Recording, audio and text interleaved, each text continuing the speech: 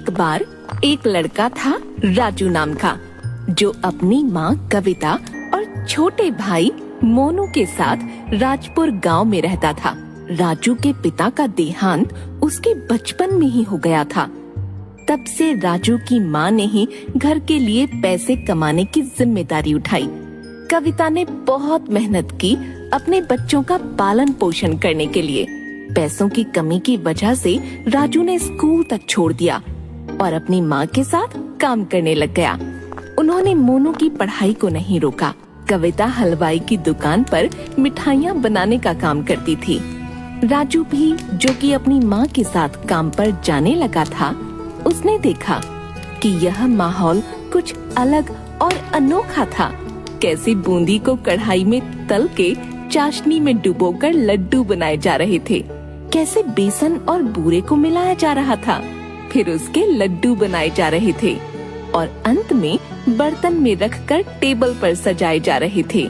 यह सब राजू को बहुत पसंद आया। घर जाने के बाद, माँ, मुझे हलवाई का काम बहुत पसंद आया। सच में बेटा?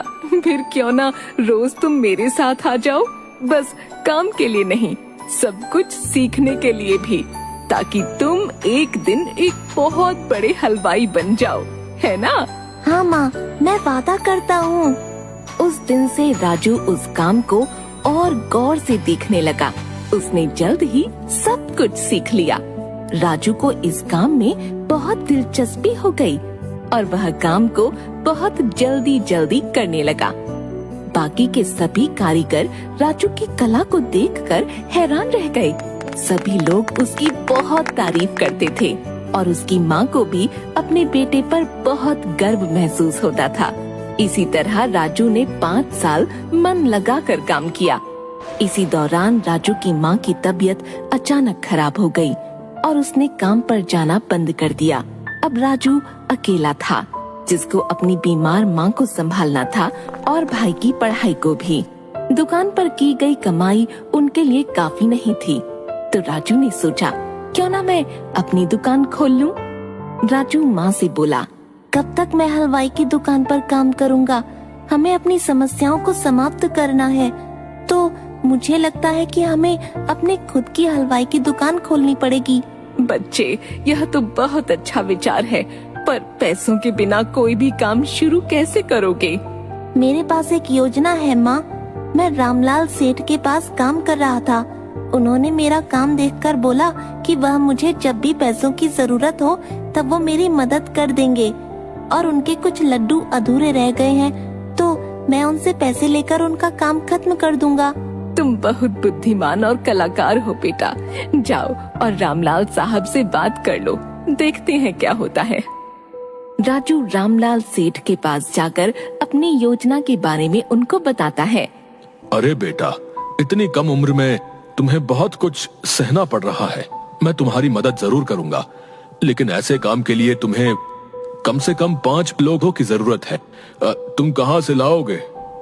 सेठ जी, मैं कुछ लोगों को जानता हूँ, एकदम सही काम करते हैं और ईमानदारी से, वह भी कम पैसों में।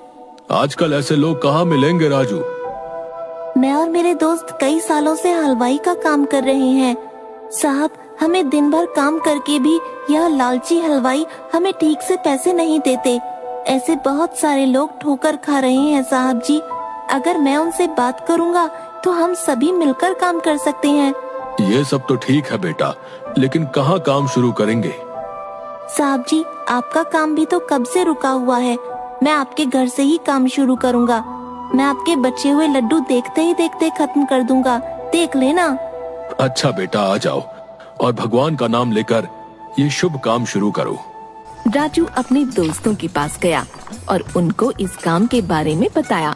सारे दोस्त इस विचार से खुश थे और तुरंत राजू ने उनको काम के लिए पैसे भी दे दिए। अगले दिन से सबको काम पर लगना था। अगले दिन राजू के दोस्त आए अपना अपना सामान लेकर।